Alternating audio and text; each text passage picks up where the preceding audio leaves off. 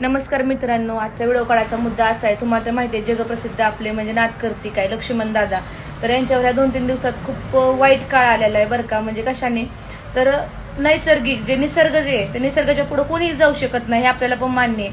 म्हणजे दादावर ते हॉटेलमध्ये पाणी शिरलं, त्याच्यामुळे त्यांचे 4-5 फ्रीज खराब झालेत, भांडी वाहून गेले, खूप नुकसान झालं हॉटेलचं, खूप म्हणजे प्रमाणाच्या बाहेर. आणि प्लस तुम्ही सगळे जनता त्याला सपोर्ट करायला सोडून काही लोक कमेंट करतात, काही व्हिडिओ टाकायला लागलेत की वेळ प्रत्येकाची येत असते, काळानुसार काय होतं. तर या दादाने कधीच कुणाचं वाईट केलेलं नाही रे आजपर्यंत. अशी चुत्यागिरी का तुम्ही करताय?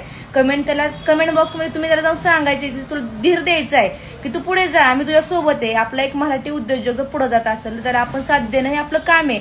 पण तुम्ही चला मागे पाय खेचायचा प्रयत्न करताय, ह्या अशा गोष्टी करू नका रे. हा दादा एवढा शून्यातून वर आलेला आहे की समोर रियालिटीमध्ये आम्ही त्याला बघितलेलं आहे, कोणत्याही गोष्टीचा घमंड नाहीये, काही नाहीये.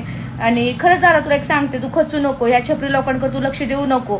तू खचला ना, काय अर्थच राहिला नाही. मग तू एवढं शून्यातून अस्तित्व निर्माण केलेलं आहे तुझं. तू खचू नकोस, पुढे जा. आम्ही जेवढे सोशल मीडियामध्ये सगळे जेवढे आहे आणि जेवढे तुला ओळखतात लोक, तेवढे सगळे तुझ्या सोबत आहेत. ह्या बाकीच्या 4-5 कुत्र्यांकडे लक्ष देऊन तू खचून जाऊ नको अजिबात. मी मगाशी पण पोस्ट पाहिली वहिनींची, तर एवढंच सांगायचंय की तुम्ही दोघे, तुमची फॅमिली कोणीच खचून जाऊ नका.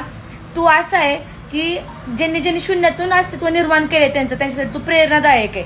म्हणून तू अशा लोकांकडे लक्ष देऊ नको आणि खरंच तू टेन्शन घेऊ नको, आम्ही तुझ्या सोबत आहे भाऊ.